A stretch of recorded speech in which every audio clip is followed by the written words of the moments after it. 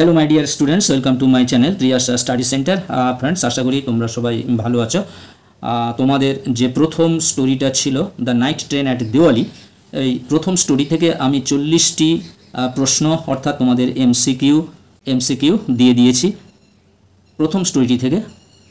আজকের আমি তোমাদের যে দ্বিতীয় স্টোরিটি আছে strong roots written by APJ Abdul Kalam, এই স্টোরিটা তোমাদের আমি আজকের একটু পড়াবো এবং তার সঙ্গে যে শক্ত শব্দগুলি আছে সেই শক্ত শব্দগুলোর সঙ্গে আমরা পরিচিত হব। এই স্ট্রং রুটস যে গল্পটি অর্থাৎ শক্ত শিকড় এপিজে আব্দুল কালামের এটি হলো অটোবায়োগ্রাফি, অর্থাৎ তিনি তার জীবনীটা কিছু অংশ এই স্টোরিটার মাধ্যমে প্রকাশ করেছেন, সেটি হলো স্ট্রং রুটস।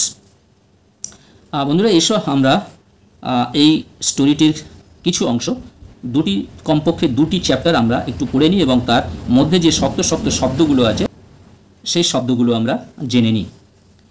দেখো, এপিজে আব্দুল কালাম বলছে, I was born into a middle class Tamil family in the island town of Rameswaram.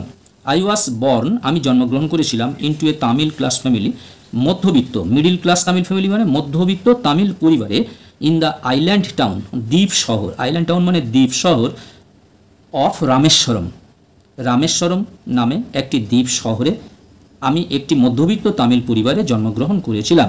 In the erstwhile Madras state, তদানীন্তন অর্থাৎ সেই সময় বা আগেকার সময়ে এই রামেশ্বরমের নাম ছিল মাদ্রাস রাজ্য। তারপরে দেখো, my father Jainul Abdin had neither much formal education. আমার বাবা জৈনুল আবদিন হ্যাড নাইদার মানে একেবারেই না, মাচ ফর্মাল এডুকেশন প্রথাগত শিক্ষা, অর্থাৎ আমার বাবার একেবারেই প্রথাগত শিক্ষা ছিল না। ফর্মাল এডুকেশন মানে কি? প্রথাগত শিক্ষা ছিল না। নর মাচ ওয়েলথ, এবং বেশ সম্পদশালীও ছিলেন না বা বেশি অর্থশালীও ছিলেন না। ডেসপাইট ডিসঅ্যাডভান্টেজেস মানে অনেক যে অসুবিধাগুলি, এই অসুবিধাগুলিকে তিনি খুব ঘৃণা করতেন, অর্থাৎ এক কথায় তিনি খুব তেজস্বী পুরুষ ছিলেন। He possessed great innate wisdom, possessed মানে কি? অধিকারী ছিলেন, অর্থাৎ তিনি অধিকারী ছিলেন গ্রেট ইননেট উইজডম। গ্রেট মানে বেশ, ইননেট মানে সহজাত, উইজডম মানে জ্ঞান, অর্থাৎ তিনি বেশ কিছু সহজাত জ্ঞানের অধিকারী ছিলেন। And a true generosity, true মানে সত্যিকারের, জেনারেসিটি মানে উদারপূর্ণ বা উদারতাসহ, অফ স্পিরিট আত্মা বা মন, অর্থাৎ তার মনটা ছিল খুবই উদার এবং তিনি সহজাত জ্ঞানের অধিকারী ছিলেন।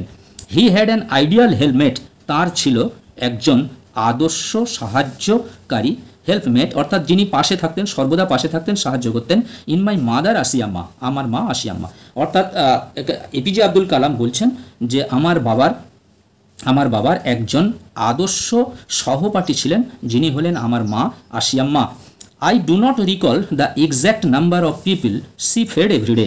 আই ডু নট রিকল, আমি মনে করতে পারিনি বা পারছি না, দ্য এক্স্যাক্ট নাম্বার অর্থাৎ সঠিক সংখ্যা, অফ পিপল লোকজন, সি ফেড তিনি খাওয়াতেন, এভরিডে প্রত্যেক দিন। তাহলে এক কথায় কী হলো, আমি মনে করতে পারছি না কতজন লোককে তিনি প্রত্যেক দিন খাওয়াতেন।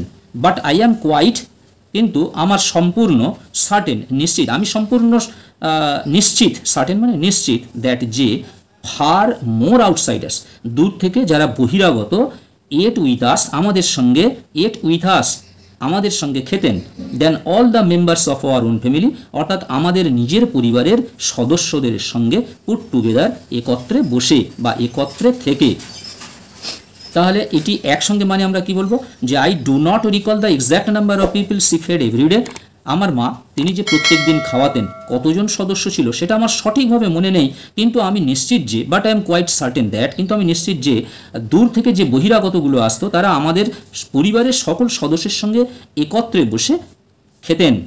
My parents were widely regarded as an ideal couple.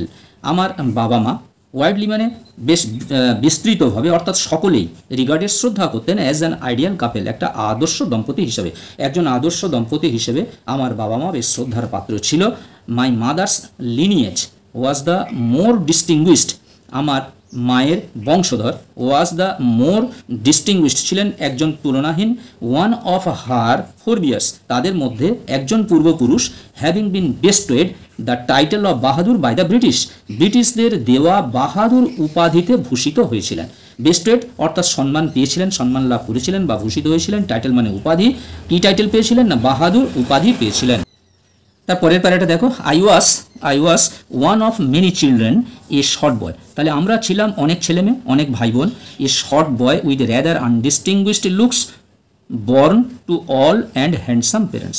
আমাদের যে সুদর্শন বাবা মা থেকে যারা জন্মগ্রহণ আমরা করেছিলাম, যে ভাই বোনগুলো জন্মগ্রহণ করেছিলাম, তার মধ্যে আমি ছিলাম এই শর্ট বয়, একটা খাঁটো চেহারার লোক উইথ র্যাদার আনডিস্টিংগুইশড লুকস, অর্থাৎ তাদের মতো আমার দেখতে ছিল না, আমার শারীরিক অনেকটা গরমিল ছিল, অর্থাৎ আমাকে দেখতে ছিল একটু অন্য ধরনের। We lived in our ancestral house, আমরা বসবাস করতাম আমাদের পূর্বপুরুষদের ঘরে। এনসেস্ট্রাল মানে পূর্বপুরুষরা নির্মাণ করে গেছেন, সেই ঘরে আমরা বাস করতাম। হুইচ ওয়াজ বিল্ড, যেটি নির্মাণ করা হয়েছিল in the middle of the 19th century, মানে 19 শতকের মাঝামাঝিতে। It was a fairly large pucca house, এটা ছিল একটা পরিষ্কার বড়সড় পাকা ঘর, made of limestone and bricks, এবং এই ঘরগুলি তৈরি করা হয়েছিল চুনসুরকি এবং ইটের দ্বারা।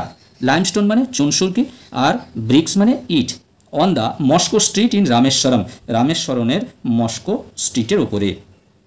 মাই অস্টিয়ার ফাদার, আমার এক গুঁয়ে পিতা। অস্টিয়ার মানে এক গুঁয়ে বলা যায়, তেজস্বী বলা যায়, কারুর কথা না শোনা, নিজের মতো চলা। ইউজ টু অ্যাভয়েড, তিনি অ্যাভয়েড মানে এড়িয়ে চলতেন, এড়িয়ে চলতে অভ্যস্ত ছিলেন অল ইনএসেনশিয়াল কমফোর্টস অ্যান্ড লাক্সারিস, অপ্রয়োজনীয় আরামপ্রদ এবং বিলাসদ্রব্য জিনিসগুলি তিনি এড়িয়ে চলতেন। অ্যাভয়েড মানে এড়িয়ে চলা, ইনএসেনশিয়াল মানে অপ্রয়োজনীয়, কমফোর্ট মানে আরাম এবং লাক্সারি মানে বিলাসদ্রব্য। হাউএভার, বস্তুতপক্ষে all necessities were provided for, সমস্ত প্রয়োজনীয় জিনিসগুলি কিন্তু সম্পাদন করতেন, অর্থাৎ আমাদেরকে দিতেন, প্রোভাইডেড আমাদেরকে দিতেন। ইন টার্মস অফ ফুড, যেমন সময় মতো, টার্ম মানে একটা সময়, ফুড খাবার, মেডিসিন ওষুধপত্র, অর ক্লথিং এবং পোশাক পরিচ্ছদ। ইন ফ্যাক্ট, বস্তুত পক্ষে I would say mine was a very secure childhood, অর্থাৎ এক কথায় আমি কি বলতে পারি? আমি বলতে পারি যে আমার খুবই একটা নিরাপদ বাল্যকাল ছিল, অর্থাৎ আমার বাল্যকালে আমি খুব সিকিউর ছিলাম, অর্থাৎ আমি খুব নিরাপত্তা বোধ করেছিলাম বা ছিলাম। কোনো ভাবনা ছিল না মেটেরিয়ালি অর ইমোশনালি, যেটা কোনো মেটেরিয়ালি মানে যে জিনিসগুলো আমি চাইতাম, শুধু আরামপ্রদ দ্রব্য এবং যেগুলো বিলাস দ্রব্য, এইগুলি ছাড়া যেগুলো আমি চাইতাম সেই মেটেরিয়ালি, আর ইমোশনালি মানে মানসিক দিক থেকে, অর্থাৎ পরিবারের সকলের কাছ থেকে ভালোবাসা, এইগুলো তো আমি খুব সিকিউর ছিলাম। বন্ধুরা, আজকের এই পর্যন্ত। আবার আমি আগামীকাল তোমাদের আবার বেশ কিছুটা তোমাদেরকে পড়াবো, এবং এর থেকে শব্দগুলো যে সকল শক্ত শব্দ আছে সেগুলোর অর্থ আমি তোমাদের বলে দেবো। তোমরা কিছু তো বুঝে নিলে, আইডিয়া করে নিলে, পরে আবার নেক্সট আবার 2-3টে প্যারা আমরা পড়ে নেবো। 2-3 দিনের মধ্যে এটা শেষ করে আমি প্রথম থেকে তোমাদের এর থেকে এমসিকিউ প্রশ্ন উত্তর দিয়ে দেবো।